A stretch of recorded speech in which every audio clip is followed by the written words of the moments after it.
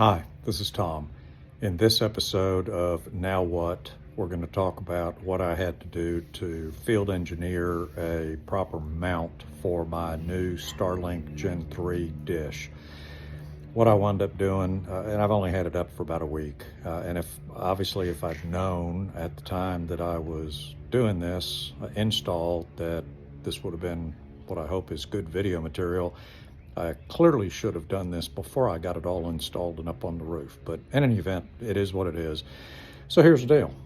When I ordered the Starlink, I originally ordered it with the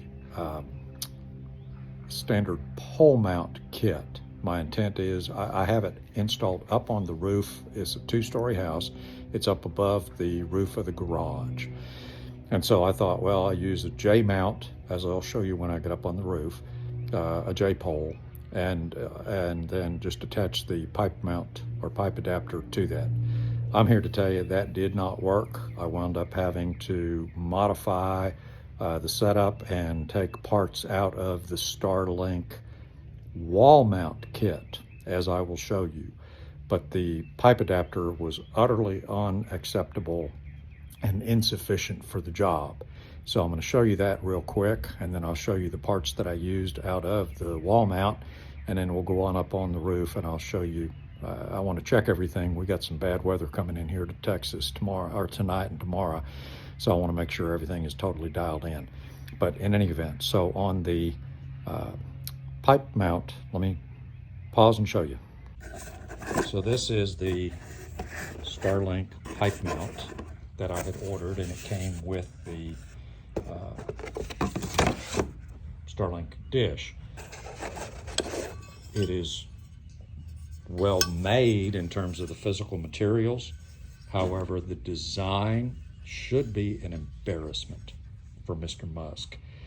This thing has literally only got a 3/4 of an inch deep hole for the pipe to go in, and then when this is upside down, as it would be installed in place, upside down underneath the dish, when it is then in place, the pipe is only in for 3/4 of an inch, and it's held in by one and only one screw that is literally within 1/4 of an inch of the top of the pipe.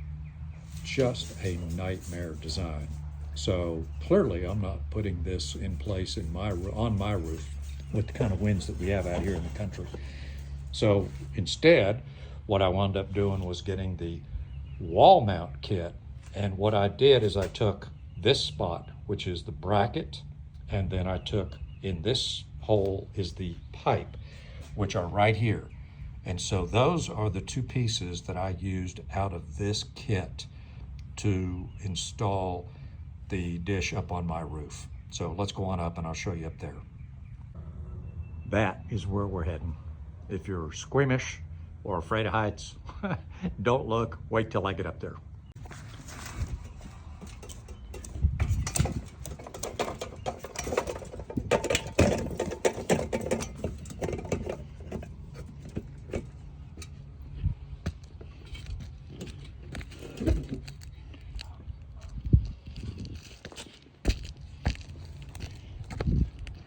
This is only about a 45-degree angle on this roof. So here we go. This is my perch between the two, the garage and the main roof of the house. What I wound up doing was using an existing J-pipe mount, but I had to reconfigure the bolts and the holes that it went in so that it would literally lay at the angle that I needed and wind up being vertical. I got a Winegard, it wound up being like the D3300 kit, whatever it is, the longer of the two Winegard kits. Originally I bought the 22-inch kit, and it just did not give me enough extension from the mount out up over the roof to get me high enough and far enough away from the pitch. So I went with the longer pipe. What I did is I then used this bracket to join the two pieces together. This is where I have the piece of pipe from the wall mount kit, And then underneath is the bracket from the wall mount kit. I had no problems, no complaints with either of these two pieces, except for the fact that that bracket on the wall mount kit is plastic, whereas on the pipe adapter, it's actually metal. I wish it was metal, but the good news is the pipe and the adapter are a much more secure connection. And then all of these are 7/16" nuts on these two straps that I've got with the back plate. And the shorter wind guard came with just two of the pipe holders, but they weren't connected to each other to keep the pipe from pulling out.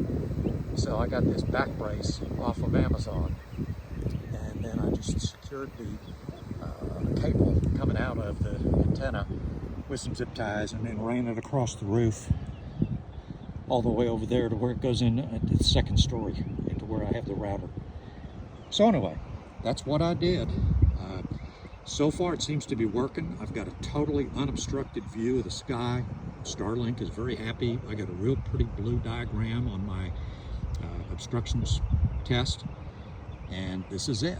So it's a J-pole, the longer of the two wind guard J-poles off of Amazon.